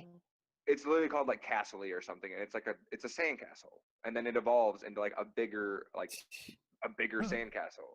That's Like, dumb. I'm not being sarcastic. This is an actual Pokemon that they made. Yeah, isn't there one that's like a chandelier? They have one that's yeah. They have one. It's literally a key, like a key ring with keys on it. I'm Do not kidding. make that in this new game. I'm telling you right now, I will be so disappointed. What I Stick with the would- like, original 151. what I really No, I they know. can I do think more it than needs to that. be more than No, you that. want Yeah, more than that. I'm At fine least with the up first to two Sapphire. generations. Yeah. Yeah. What I really want to see from this kind of game though is like in a lot of the open world games, how they've got like wildlife running around, like even at like just pick like a random one, like Red Dead Redemption, right? Mhm. Like in that game, like hunting was an aspect of it. Like if you think about it, Pokemon is like it's essentially like a hunting game. It's like a fun hunting game if you think about it, because you're trying to catch Pokemon. Like that game had like deer running around. It had wolves running around. It had there was probably like a moose and a bear. Like it had all the different like wildlife for the time period. Pokemon would be really cool to see like you run through a forest and you kind of like can pan the camera around and you see like Caterpies and Weedles and and that kind of stuff. Also, to actually see the scale of these Pokemon like in a game, I think is going to be hopefully one of the coolest things that they've ever done. Because if you've ever if you've ever gone through the Pokedex and looked at like the size comparison of like your character and like how tall they are to the size comparison of the actual Pokemon, like these Pokemon are massive. Like Beedrill is like a 6 foot tall bee, or like a 3 foot tall bee. That is terrifying. So to see that in a game, I think would be really cool. I think though that we're gonna have to wait a really long time for this. I don't think it's coming out. It's not coming out in 2018. Two It's years. coming out in 2 like years. 2019. Yeah, 2 years. and holiday season 2019 is what I'm calling. Doesn't Nintendo? Don't they do like their own like really big expo every year though? Yes. Does it- Yeah. I bet that's when you see the first trailer, even if it's Mhm. just a trailer with like. And I think what they'll do is they'll do a trailer with like one smidgen of open world, like a gameplay photo or like a bit of like just a smidge of gameplay that they kind of could record on the engine at the time of development to show what the game's going to look like in like actual gameplay. But I bet you see it at Nintendo's conference later this year. If they didn't, did they already do it? I have no idea. I have no idea. I don't know when it is. All right, so I think we're good with that. We're gonna move on to our last game for sure, called Super Mario Odyssey. And when I first thought of this, first thing that came into my mind is Mario is now a demon that possesses people. That is just the one thought that keeps coming into my head every time they try and do it, because you basically get like this magic hat where you can throw it on literally anything and Mario becomes that object. You have control of that object. But the cool thing with this is they didn't just make this RPG game where you can, it's kind of sandboxy where you can just kind of run around and do a bunch of different stuff. They also incorporated like 2D elements into it. Like there were points where you had to scale a wall, but you can't, there's not any platforms on it unless you go into your normal tunnel and you come out as a 2D character, and then you jump on the platforms that's on the wall and you jump off of the wall and you come back to being 3D again. So it was really cool, and it's very intricate what they're going to be able to do, because I mean you could throw your hat on like one of those long tall cones and launch yourself. You could pull it back and launch yourself farther, or like up a wall or something like that, and you could scale a building that way. And this game is going to have a lot of stuff to do, and you can also change your outfit as Mario, so you don't have to just wear the normal Mario clothes. You can have what they showed was like a sombrero and a poncho, so he was like Mexican. Well, it's funny because like they're like I'm watching a little bit of the gameplay right now because I hadn't really watched too much of it, but like it's cool because they're kind of like bringing Mario into like the real world, which is a very unique like take on the game. Like it's supposed to, it's like this like actual cartoon character in like a real world setting, and I think it's kind of fun. Like it's just funny because he's him. Because He he's looks not like a he real human. And he's like not proportioned. Like Yeah. he's literally like 2 feet tall, and everyone else is like a normal sized human Yeah. being.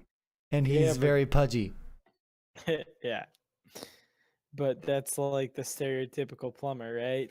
Short, fat, and Well, pants his butt crack pants doesn't are come on out the because knees. he's got overalls on, and you can't show butt crack. You got to have a real long butt crack to show in overalls.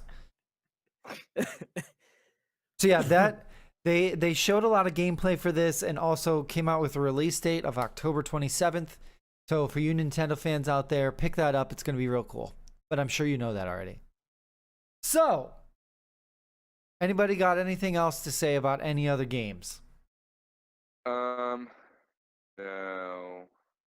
We're gonna rank E3 them was real really cool. quick here, E3 and was we're awesome. we're gonna come up Yeah. with a.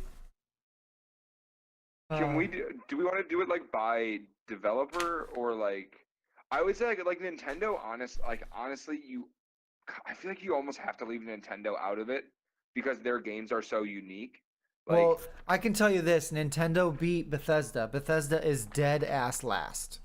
dude, Bethesda literally like Bethesda. Okay, Bethesda Who's shouldn't be Bethesda? Skyrim developer, Skyrim, like, Skyrim, Wolfenstein, Fallout. Dishonored, Evil I Within. was Doom. making a joke. I'm sorry. Oh, Okay, I, was like, I didn't. I you really didn't not sense know? your sarcasm there, so I. Sorry. No, yeah. I was like, dude, do you really not know Bethesda? Like, No. it's They're- pretty well they're- known. Yeah, but not as well as they should be or could be. So They just had their conference was just terrible. Like it was just really yes. awkward. They're also like I think one of the flaws to um Bethesda's conference was that they had to follow Microsoft's conference, and Microsoft Yeah. had a really good conference. Like, Yeah. what's the system here? Like, So there's 6 different conferences, and I think I have my. I'm gonna get shit for this because I'm a Microsoft fanboy, but I'm saying Microsoft is first. You know what? No, I'm gonna go Ubisoft second, Sony third. Oh fuck, there's EA Play. Shit, but I'm like, I don't know. I don't know if I can make an unbiased decision here because EA Play had Star Wars, and everyone knows that I fucking love Star Wars. Oh That game looks shit! dope. But technically, like, EA so Play wasn't part of E3. So do like, we count actual that for E3. that? I mean, so my thing is, I feel like every conference, in my opinion, like they all did something well, except for Bethesda. You guys suck. For each conference did something like unique that the other conferences didn't do. So like EA Play came out before like the conference. Like that in itself was unique. Like they Mhm. didn't necessarily have like their conference wasn't necessarily any different than maybe Microsoft's. No, it But the was fact that it was because they before, had like, people, they had actual streamers in there facing against each oh, they other. did. That was Yeah. really cool. Yeah. Yeah, I completely forgot about that. So like they had that where like they had like real live people there like playing the games. Microsoft took the approach of let's just overwhelm you with as many games as we can. They also launched a new console. Um, And a Sony, car. They revealed a car. Don't forget they about did, that. yeah. Like, but then Sony, like the one thing I loved, like for as much as I thought that Sony's like actual presentation was a bit lacking, the one thing I loved about Sony's conference was how like cinematic it was. They had a freaking orchestra at the conference scoring the games and the music like as they were being played. That's awesome. Like so they all kind of had like their own like little like things about them that I think made them unique. But like I'm on in the same boat as you, Oldie, is that like I've always played Microsoft games, so I'm always gonna enjoy that conference a bit more because I know they're games that I'm gonna be able to play. All right, so I think But we can all agree on though that Bethesda's last. Well, actually, no. Even before very dead last was the interviews in between conferences was definitely last. I fucking hate those. I wish it was just all conferences and there was no like in between interviews with people, but I understand that they have to do that. They can't fill the entire thing with conferences, but whatever. So that's dead last for me. Then out of the conferences, Bethesda's last, and I think second to last is definitely PC Gaming Show. They had some cool stuff in there, but not enough to really keep my attention the entire time. And I didn't like the interview format. They were interviewing people on stage, and I just get someone out there to talk about each game. And this is going to be actually Ubisoft is next, third to last. I have a sour taste in my mouth. That's kind of Ubisoft just didn't bring a whole lot to the table. yeah. Like they talked about three major games, but it's all what would have put me over the top on Ubisoft was if they would have announced a new IP. Like it just There something weren't that's very many new IPs here at all. there weren't, which is kind like it's kind of an issue. Like I thought that was kind of a weak spot in general.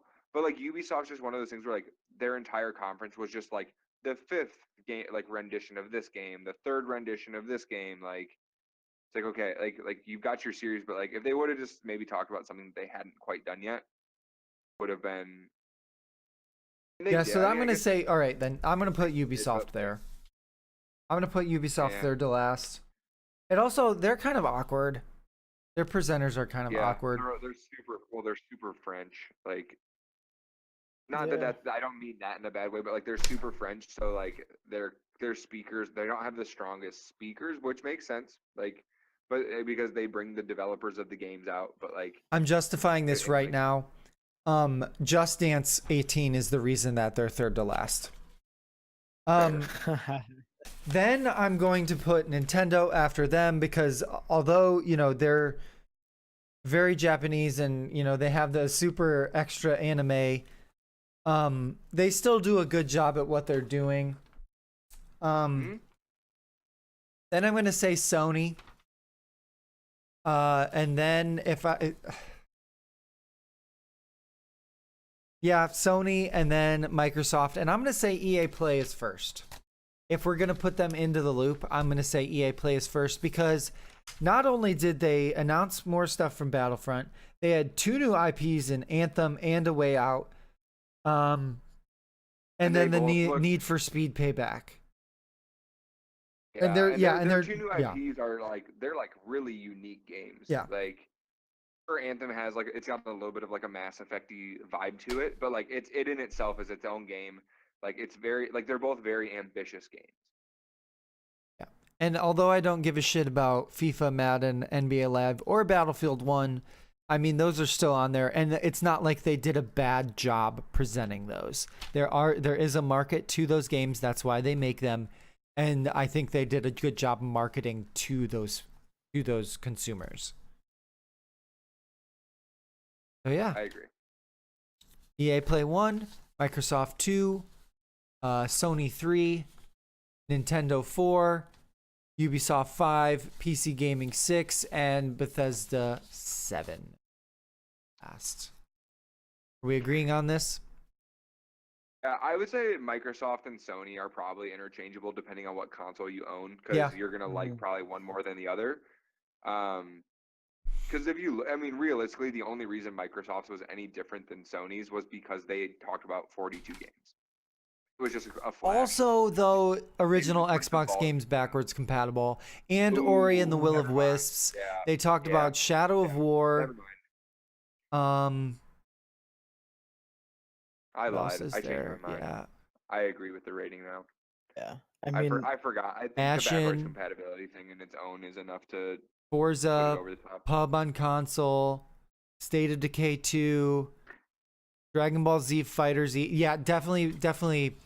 I would okay. honestly say that maybe EA Play and Microsoft are tied for first.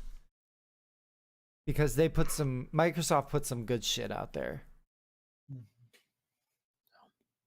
They did. So there you have it. I was actually impressed because I feel like the E3 is usually where like Sony kind of shines and Microsoft it's not that they don't shine, they're just a little bit overshadowed. Yeah. By Sony, and I agree. This year I felt like they kind of stood their ground and like they had a really good showing. But yeah, Batman, closing thoughts? I mean, I really, so I watched most of E3, but I only really studied up on what we talked about today because I wasn't in the other ones. But from what I heard, I mean, I can loosely agree with you guys. Definitely where you put the 3 we talked about today on where they're located, I can totally agree with how they do have room to improve, and just their presentations weren't on point all the time. But I mean, I can't 100% agree. I didn't get in detail as much as you guys did, but I would definitely agree. Just I favor Xbox over Sony, and then or Microsoft over Sony, I guess. And then so I follow a streamer that talks about E3 or EA Play a lot, and that got me really hyped up. I can't wait for Star Wars to come out. That was amazing watching the gameplay. So yeah. overall though, E3 this year was all like I felt like E3 this year just in overall was awesome though. Like Yeah. each develop like each platform like really like I feel like they kind of came out and like they each had their own moment again aside from Bethesda. They each kind of had their like they all kind of had their own moment though where like you kind of sat back and you're like wow like okay like I like what you did there. Yep. Like whether it was a new IP or like some sort of like exclusive game or something. It was, I don't know. I thought it was a strong conference all in all. And that's honestly kind of surprising because there are more and more big companies that are like pulling out of E3. Like Activision used to have a conference. Who else used to have and like other big developers used to have conferences. And even like with EA Play, they're not technically part of E3. They've come up with their own thing that, you know, starts before E3 and stuff like that. But the people But that they are do it at the venue. And yeah, and the people that are still there doing E3 are doing a good job, I think is what we're trying to say here. Yes. Yes. So yeah, yes. that's this week's 2 episodes. You get 2 episodes. So you can't complain that we didn't podcast last Sunday, and you can't complain that we didn't podcast this Sunday, because you know what, this Sunday we're not going to have anything to talk about anyways. So see you next time. Well, the next one, we're not going to podcast for a while. Shit.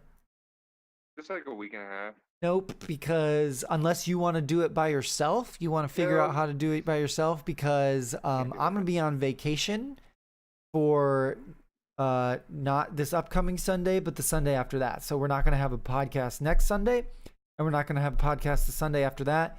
And we'll see about the Sunday after that one, because I come back the day before that Sunday. So it's like the 2nd of June or something like that. I come back 2nd of July. I'm gonna be back in Ohio that weekend, and I don't get back until 11 o'clock. On the Sunday? I fly on Saturday. I'm flying on Saturday, the 1st of July. Okay. I don't come back to California until the 8th of July, but I don't get in until like 11 o'clock at night. So we'll maybe we keep could do you guys posted, I guess, on what's going to happen. Maybe I can get Crisco to come here on Sunday and we could podcast together.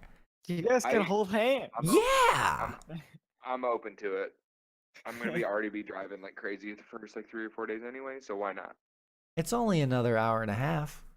Yeah, I got to drive to Detroit though, like that. Oh night, yeah, 'cause to be with, but I you're can gonna work on stay with Monday. Sam, aren't you? Your brother. Yeah. You can do it from my apartment. Yeah, he lives even closer to Detroit than. I live True. like half hour tops straight north of Detroit. It's only like 10 minutes from where Sam is then. Yeah. Anyways. Sam's moving. Yeah, I knew that.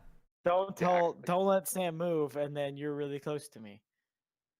He's moving tomorrow, so I don't think I can stop him. Stop him. You're his big But- brother. All right, we'll changing follow things. me on Twitter for updates on what's gonna be going down. Okay. Tell your friends about us. Yeah. We Also get do lots of that. followers between now Share and us then. on Facebook. I'll like it if you share us on Facebook, and maybe I'll like shout you out on the next podcast. So 2 things. Say it. Crisco out. There you go. Say it without me saying say it at the same time. Crisco out. See ya, nerds.